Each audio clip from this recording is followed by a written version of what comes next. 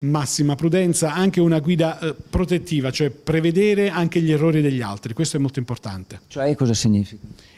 Vedere chi ci anticipa e chi ci segue, controllare bene gli specchietti sia laterali che quello posteriore, tenere una destra rigorosa perché alcuni incidenti si sono verificati per errata posizione sulla carreggiata. Se un automobilista vede un'altra auto che sfreccia a velocità eccessiva, fa manovre azzardate eccetera, è giusto segnalare, chiamare, avvisarli? È sempre giusto segnalare i numeri di pubblica utilità 112 113 sicuramente, però ripeto anche guida protettiva, non entrare mai in competizione, lasciarsi superare se vediamo qualche guidatore aggressivo alle nostre spalle, quindi non entrare in competizione, molta tranquillità, serenità e guida protettiva, come dicevo. Fermarsi, dare una mano, insomma, qual è un po' la condotta giusta per un automobilista? Sì, sicuramente un principio di solidarietà generale, ma che è previsto e imposto anche dal codice, quindi fermarsi, prestare assistenza anche se non si è direttamente coinvolti. Se si è direttamente coinvolti le responsabilità penali sono molto importanti,